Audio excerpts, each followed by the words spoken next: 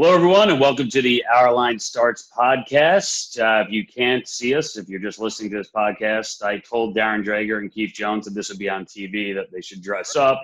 Keith Jones got halfway there with the collared shirt. Dregs went all the way, and I showed up like it's laundry day here. How's odd? Sweatshirt, not shaved, hat. Dregs, you look fantastic. It's good to have you on. We haven't spoken to you in a while. We have a lot of things, obviously, we want to get into. Yeah. We all want hockey to come back. We all realize this is a massive process. Different phases in the process.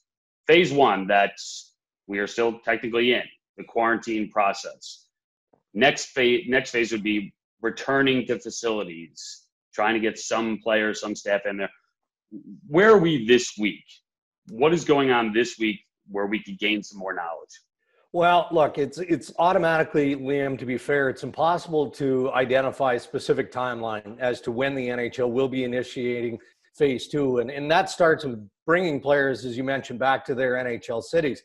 And that might be complicated, right? It's not just a North American issue here. When you look at European players and the fact that they've got to come back overseas, that might be complicated. I'm reading about a surge in COVID-19 cases in Russia. So those players coming back into North America, again, are obviously going to have to quarantine for a minimum of 14 days. So the NHL can't wait around for all of that stuff to clear up. They've got to do their due diligence hand in hand with the National Hockey League Players Association and the recently formed Return to Play Committee, which also has 5 NHL players on it. In fact, their meeting today being Tuesday, they meet on a weekly basis. And all 3 of those groups are talking about finalization of a protocol.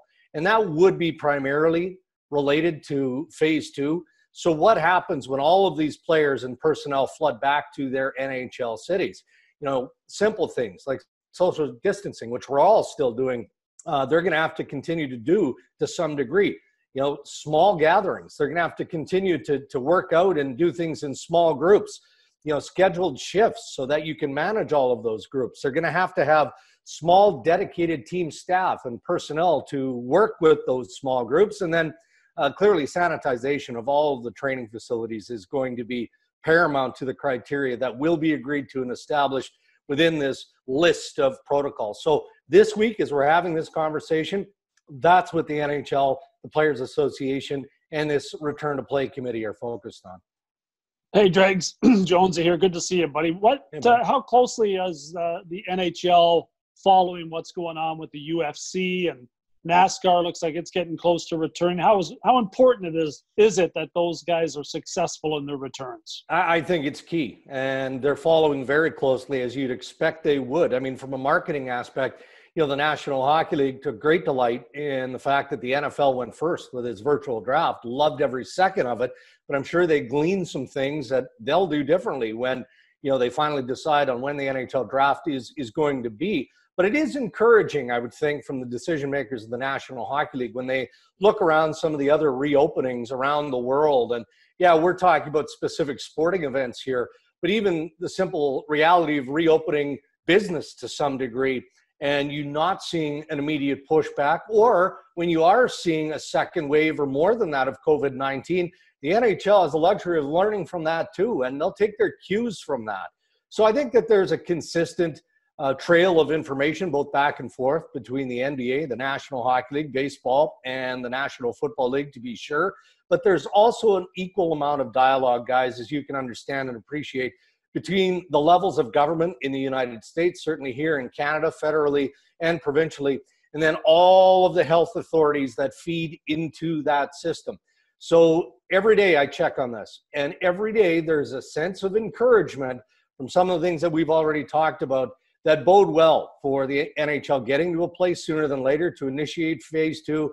But I'm also reminded by the NHL head office that they're adhering to the motto, better, safe, than sorry. So when they get the clear from the authorities that matter in the various health departments, then that will be the sign that the National Hockey League is waiting for to move into the next phase.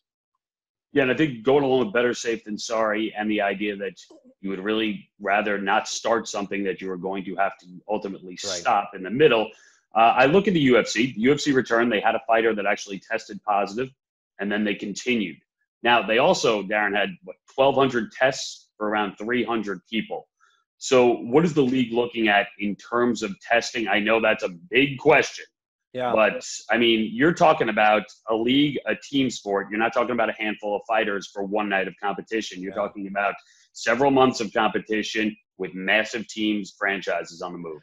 You know, Liam, I wish I could put a specific number on it, but it'll be mammoth. It'll be tens of thousands of tests. It has to be. And trust me when I tell you guys, testing is a primary issue and a key element of discussion between the Players Association and the National Hockey League.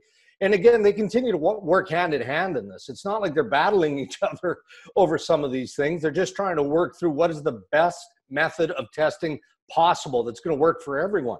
And that's a delicate balance. It really, truly is. Because how often are players, team personnel, staff, arena staff, hotel staff, the bus driver, everyone involved in the return process, how often are they going to have to be tested? How quickly is the process going to be turned around in terms of learning the test results? You can't have a test on a Monday and not get those results, for 7 to 10 days. That's just not going to work. And that system has been fine-tuned. But I know in dealing with this last week, and that wasn't that long ago, again, the issue of testing wasn't necessarily a big concern, but it was an issue based on all of the things that I've talked about here.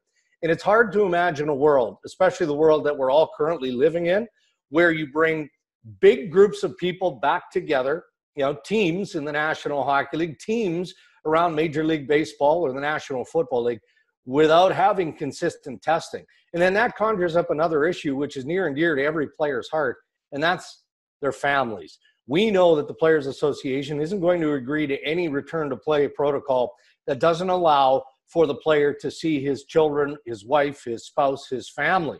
All right, well, how do you get through all of that unless you've got specific testing that is going to work in the here and now? But again, I believe what the NHL and the Players Association tell me. I believe that, the health authorities who are advising both the PA and the NHL are great at what they do, and they all seem more optimistic than pessimistic that they're going to be able to overcome that hurdle. Dregs, Major League Baseball owners yesterday announced that they had a plan for return to play. It was met with some resistance from the players. And that was met with a lot of resistance from the fans who were really upset to hear the players were going to argue over how much money they were going to make to return to play. Does hockey have any issues like that, or the fact that most of the season has already been played, does it make it easier for the hockey players to return? On the short term, Jonesy, it makes it easier, yes. But we know, because we've had this discussion as a group, the issue of what the salary cap is going to be and what's escrow going to look like, clearly that matters to the players. It matters to everyone involved in the NHL. And as we've talked about, it seems more likely than not that the salary cap will be flat at $80+ million. But that's almost a fabricated number. It's an agreed on number between the NHL and the NHLPA, but it's not a reflection of what the revenues are this year, because the lost revenue is off the charts, right? We know this. And in a normal environment, if there's a loss in revenue, then normally the player would feel the burden of that, and the escrow percentage could escalate, could go higher. Well, to make amends, I mean, the escrow would have to creep into around 30%. Well, that's never going to fly, and the owners don't expect that. So there's got to be an agreement, a back and forth, a negotiated settlement between the NHL and the Players Association that all are comfortable with. And maybe it starts with that $81 million flat salary cap, and then it shifts over to a formula that the Players Association can live with for the next handful of years that caps that escrow payment off at whatever the percentage is. But when you look beyond that, I'm not sure how they're going to come to terms with what the contracts are. I mean, if you're a player who's got multi-years left on your contract, you expect to get that guaranteed money back in return. I don't know how anything can change in that regard. And the calendar is a little slippery here too. Guys, the Toronto Maple Leafs are going to have to pay out at some point this year almost $61 million in signing bonus money. $60+ million in signing bonus money. Now, normally, according to the calendar, they would pay that out on July 1st. Well, the calendar is likely going to slide forward. So is it September 1st? I don't know. But I know that the players understand they're getting that money at some point, whenever the off season is. So I'm not sure that there's a direct correlation to what's going on in baseball. Well, Jonesy's talking about some of the fans crying. You can hear one of those fans, the youngest one in my house, is crying. I think she didn't care if sports returned at this point. She'd like a baba. She just woke up from her nap. That's fun. This is what we're doing here. So we're powering through, trying to get through. Well, I've got a 135-pound Great Dane. His name is Tiny. Normally, she's sitting right beside me in the office. I kicked her out because there's a window right here, and she always barks at the cars and the kids in the court. So I kicked her out. So I'm in better shape than you are, Liam. Well, listen, I had something earlier with a couple of former Notre Dame players. I had Rocket Ismail and Chris Zorich, and she was quiet for that. That's fine. You're getting half of it. You can't ask the whole thing. This is as good as it's going to get. I think there are two questions here that are really on the fans' minds, and that is, I mean, obviously they want to know if and when, and we don't have the exact date, but they want to know when it does return. Let's say hockey does return here. In what form, and where will it be played? So let's start with the idea of hub cities. What are you hearing about that? What's the latest? And, what handful of cities do you think are still in the mix here? Right. Well, I spoke to a governor recently, earlier this week, in fact, and there's no Board of Governors meeting this week, a virtual meeting, a conference call. I believe it's scheduled for next Monday. Again, these are normally scheduled conference calls. And the expectation is that they'll likely learn what direction the NHL wants to go in after that conference call. Now, it may not be Monday. It may not be Tuesday. It might be later next week, or who knows, it could be later than that. And I realize I'm not giving specifics. But the expectation from this one source was they would at least have a better idea on where they're at in the process of selecting a hub city, assuming that that's the direction that the NHL is going to go in. It makes the most sense. It's certainly been the most talked about, the most speculated on. But how many hub cities are they going to go with if they decide to do that? Is it 4? Is it more than 4? Is it less than 4? And I don't think that those questions can be answered just yet, because it's all specific to geography and how the virus is impacting that area. I use Alberta in Canada as a classic example. I mean, Jonesy, you've been to the building in Edmonton. I mean, this is state of the art, all world facility. They've got the practice rink there. They've got obviously the main arena, and they've got full facilities in the ice district and the JW Marriott, which could house a number of teams and staff and everything necessary. So when you think of that bubble environment, man, Edmonton might be the best available. But is it the best fit when you look at COVID-19? And the cases, comparatively speaking, yeah, they're relatively low. But I can't answer that. I just know that Edmonton is among the areas that has heavily been speculated on. So let's assume that they go with a hub city environment, because again, that's what we've talked about. The format gets a little trickier. According to multiple sources, I believe that the league looks at best case scenario as being a 24-team format. And that might be bad news for the 7 teams who aren't going to qualify. These would be non-playoff teams. You'd have a play-in formula. Maybe it's a 3-game play-in. Maybe it's 5 or 6 games, depending on the calendar. What do they do? Could they give the top teams a bye into the field of 16? I asked some players about that, some top players. They don't like that idea because they want to play. They need to play. They want to get the rust off as soon as possible. But let's fast forward to that 16 playoff formula, and it would be exactly that. Would it be a best of 5 for the first 2 rounds or the first 3 rounds? Maybe, depending on the calendar. Could it be best of 7s all the way through to maintain the tradition of the Stanley Cup Championship? Yeah, it absolutely could. But all of that would be dictated by when the relaunch happens and how much time the NHL believes that they have to work with. Dregs Baseball was talking about starting to play around July the 1st or July the 4th. Any date in the back of your mind, any date that keeps standing out to you where the NHL would be most likely to start? Well, I think they'd love to start in July if possible. I mean, sooner the better, obviously. But, if we're having this conversation, we still don't have the answers at the end of May, then that means obviously that phase 2 hasn't been initiated as per the goal. The goal originally was May 15th.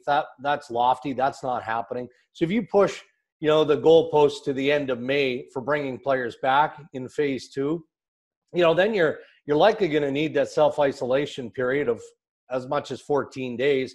Does that include part of what should be a 3-week training camp? So now you're drifting into late June, right? And then you get the players to the hub city. What's that going to look like? Could they fast track and get going very, very quickly? I mean, July might be optimistic, but that's why I think that 2014 format works best for all involved. And I know a lot of general managers are okay with that. And there's a follow-up to the 2014 format. If you're able to get games played in July and August, and maybe you're lucky enough to hoist the Stanley Cup at some point in September, there's almost a built-in cushion there, fellas. And the league is going to have to get business done. If they don't satisfy the pushback and they're not able to have the draft in June, well, then it's obviously going to have to be in what is abbreviated off-season, which is likely going to be a part of September, October, maybe even drifting into November. So you get all of that business done with free agency and whatnot. You give the players another break at that point in October, maybe a part of November. And as we talked about earlier, you're okay with the notion of starting the 2020-21 season as late as December. You're also building in that cushion for the reality of what could be, as we talked about earlier, that second wave. So, based on everything that I've been told, best case of getting going feels like it would be late June, but it might be best case some point in July. Well, June or July, I mean, you brought up the draft and the idea of the league taking care of business, and who knows if it'll be done before or after, but you've obviously spoken to a number of people. I clearly have an interest in this. I host this. You work with me. I'm just curious, from the people that you've spoken to, more likely that we're going to see this draft, do you think, before a restart or after? Boy, I'm going to chicken out on this one, and I'm going to go 50-50. And if you'd asked me 3 weeks ago or so, when it was initially unveiled that there was likely going to be a June draft, the reaction was swift, and it was not positive from the general managers. Most of the GMs, and I'd say as many as 2/3 of the 31, did not want the draft in June before the conclusion of the season. But then there was a little bit more discussion on it, and the commissioner's office continues to push. So at this point, the GMs are just like, look, let's just end the discussion. We're never going to agree that it's best to have it before the end of the year. But if it's best for the league to get it done before the conclusion of the regular season, then let's stop talking about it and let's do it. But there's got to be enough pushback from the owners, from the GMs, that the commissioner's office still isn't willing to say publicly and officially, okay, we understand your concerns, but we have to move forward with this. So those that are opposed are still holding out hope that it won't happen before the end of the year. How difficult, Dregs, do you see the divvying up of draft picks that were, potentially out there to be decided upon how far a team went in the playoffs? And how are they going to do that? Well, I mean, you could do it on a percentage basis based on the regular season games played to date, or you saw it off at, I think the popular number is 68 games played, something along those lines. It's never going to be perfect. Again, the commissioner's office continues to enforce that there are creative ways that, they'll do the best job possible to make sure that those conditional picks make sense. They're not going to make sense to everybody. You can be assured of that, but they're going to do the best job possible. Frankly, the bigger concern, guys, is the reason that I'm at the draft working for NBC every single year, and that's the trade speculation and all the trades that happen on Friday and continue in the weekend onto Saturday. I mean, I thought it was the paycheck. I was going to say the paycheck. Well, I think that kind of goes without saying. I mean, that's a part of it. But if you want to go with the trade stuff, you go with that. Yeah, okay. But look, that stuff matters to general managers, especially those guys who are okay with the look of their team, but they don't love it. And as we've learned over time under the salary cap system, the offseason is the only time that you can retool your team, where you can move money, because there is at least some financial flexibility in the system during the offseason.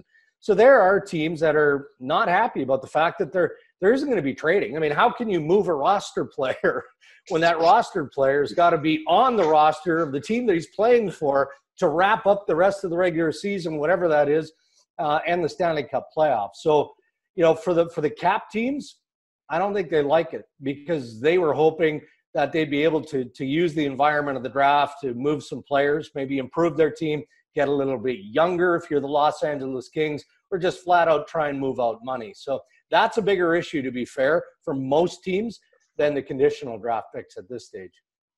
Yeah, and really it just goes hand in hand with the idea that there is no perfect plan for any of this. No. Because there's no plan in place, and there are going to be things you're going to have to compromise on, things are going to be unhappy. Players are going to be unhappy with, front offices are going to be unhappy with. But one thing you mentioned earlier that I want to go back to is this idea of bringing teams in, and you get into a playoff system where maybe it's now you've quarantined for a month, and then you're making a long Stanley Cup run. And we were wondering, well, wow, does this mean a player is essentially quarantined for months? And it sounds like from what you've heard and what I've heard from Bill Daly, the idea is they would like to be able to accommodate families and to have family time. So are they now planning for that idea that this is not just going to be players for months at a time, that we have to find a way to get family members to these hub cities potentially as well? Yeah, they are. And that's part of the ongoing dialogue between the league, the Players Association, and the Return to Play Committee. And when they're in a position to announce some of the finalization of protocol, guys, I believe that that'll be part of it. And that could happen this week. If not, it'll happen next week. But they are finalizing the protocol of what all of that looks like. Not just the obvious safety and the testing and all of that, but the Players Association made it abundantly clear. And this would have been through clear pushback from their members. The players who play the game, who suit up, they were not willing to go into a scenario where they wouldn't be able to visit with their families, with their children, all of that.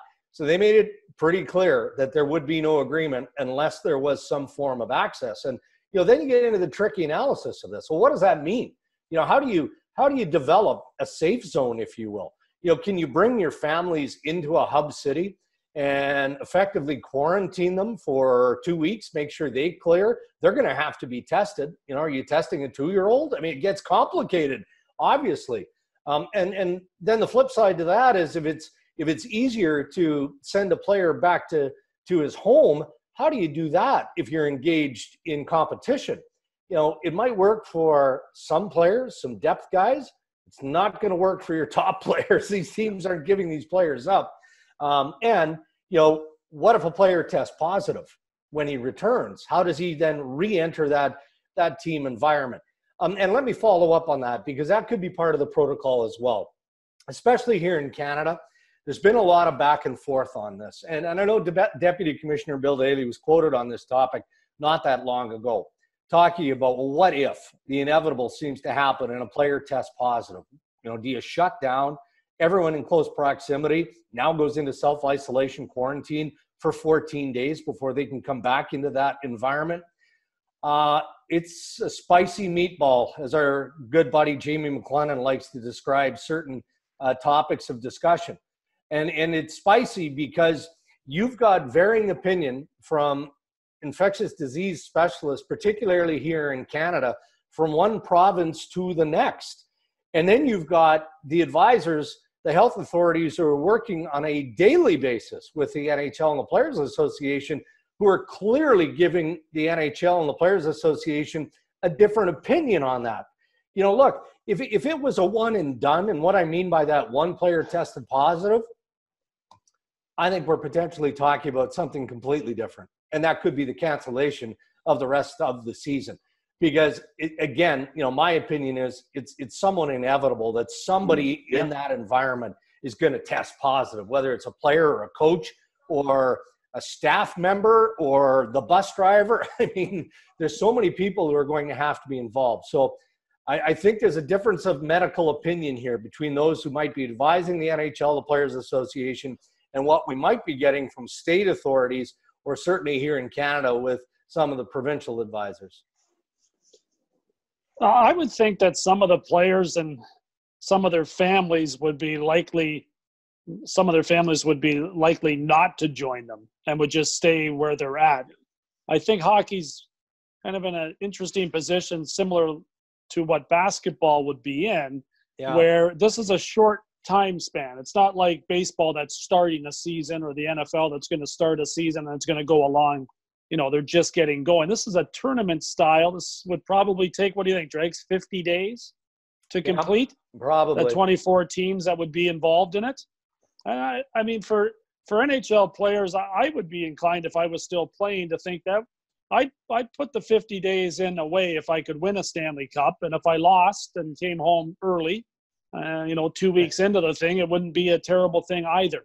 Yeah. But to have a chance to win a cup, and I think my family would have appreciated that opportunity as well. And I don't know if it's that big of a give to go and just have the players do it themselves. Well, and that's an excellent point, Jonesy, in terms of how you break it down. And maybe that's the give back and why we continue to speculate on a daily basis about the 24-team format. Because, look, I had Sidney Crosby on the Dreger Cafe, which I normally do annually. And I should be in Switzerland right now, by the way, at the World Hockey Championship. And clearly this isn't Switzerland. But we're doing the home edition, and we recorded the home edition with Sidney Crosby yesterday.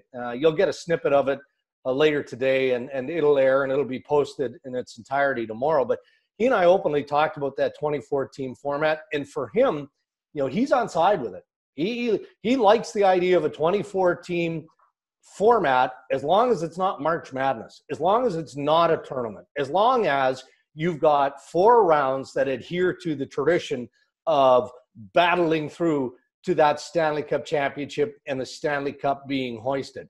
So if that's the option in the scenario that the NHL believes is best, and it's presented that way to the player, I'm with you, Jonesy. I think most players are going to say, hey, it's the playoffs, and I do this on a regular basis when I'm fortunate enough as a player to be in that situation. So I'm going to do it. We know when we're beginning. We know when we're ending. We know that there's going to be a break. But the follow-up to that, guys, is what if there are players, significant players, who say, no, I'm not doing that. Yeah, I'm not doing that. Right.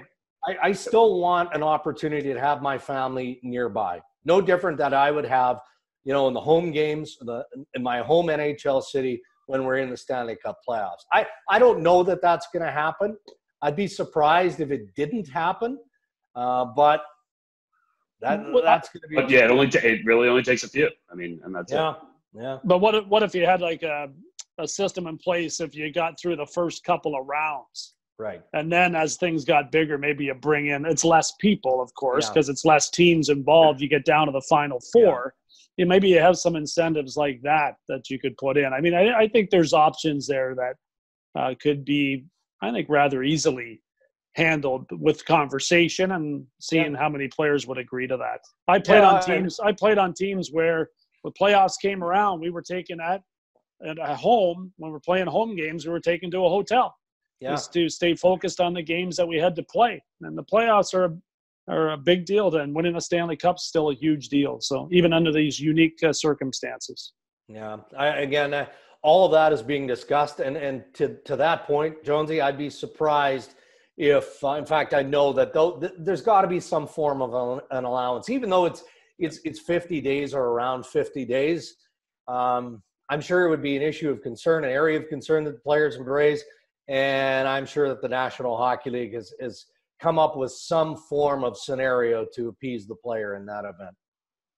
Well, they're looking at everything and anything. And I think, Jonesy, we've talked about it every time we've spoken, which is we just hope we get hockey back in some form sometime soon because it's what we do. We love it. And this is part of it.